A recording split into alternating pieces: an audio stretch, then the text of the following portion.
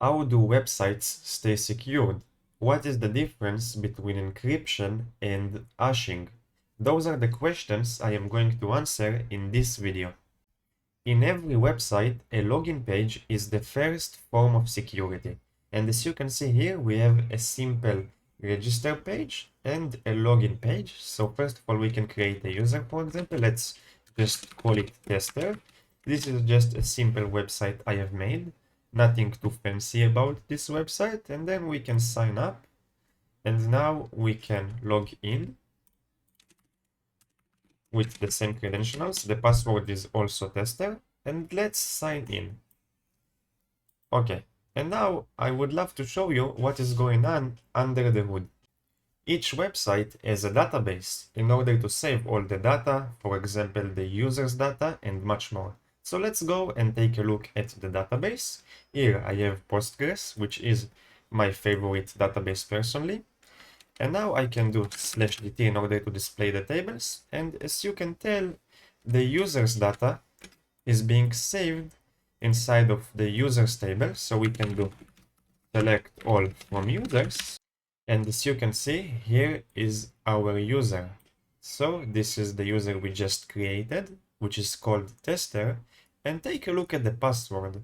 You might ask yourself, what is this? Because our password was tester and not this long string. And that's the catch. You should never store plain passwords inside of the database.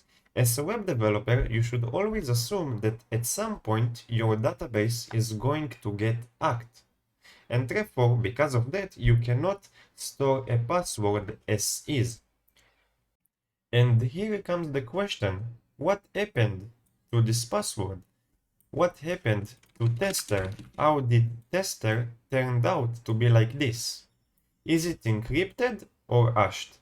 And this is where I am going to explain the differences between encryption and hashing. In our case, the password is hashed, not encrypted, because that encryption always comes with decryption. But in our case, we cannot turn this string back to tester, no matter what we do. But when you use encryption, it means that you can use a secret or a certain key in order to turn the encrypted data to its original state. But this is not our case. No matter what we will do, once a password has been hashed, we cannot go back. And now I would love to go to the backend itself in order to show you what is going on under the hood. So as you can see, this is the function which is responsible for registering users and saving the data inside of the database. And once we specify a password, this line is responsible for hashing the password so that the password is not going to be saved as is. And as you can see by this line, we insert the hashed password, and we are using a very nice library which is called bcrypt in order to hash our password. Hashing our password turns the normal password from tester to this long string. But then you might ask yourself, how does it work? I mean, how can a user log in if the user specified tester as a password, but the actual password is hashed? It is not tester.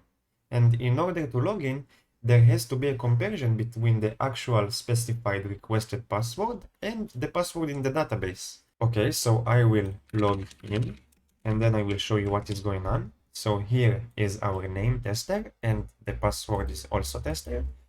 And what is happening is this. First of all, our backend, this function is looking for a user with a username called tester. If it doesn't find one, it will throw an error, and then it does this. If it finds a user called tester inside of our database, it gets the password we specified here in our login form, and then it does hashing on this password, and it compares it with the hashed password which is already inside of the database, because that it cannot compare tester as is with our hashed password. it has to hash tester again in order to make a comparison between the two passwords. If the passwords are the same, we generate a token for the user, and in order to access the web application, the user needs to have a token, because that our routes are being protected by a middleware which checks for a token.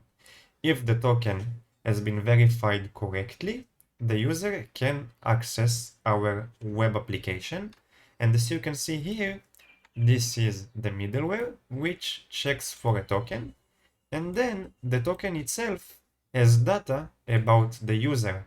So you can extract the user ID, the user role, and everything which was included inside of the token. In our case, the things which were included are username, user ID, and user role. And as you can see, in our routes, we call the middleware before going to our other routes. So if the token has failed, a user won't be able to access the routes, the API routes, and the website itself.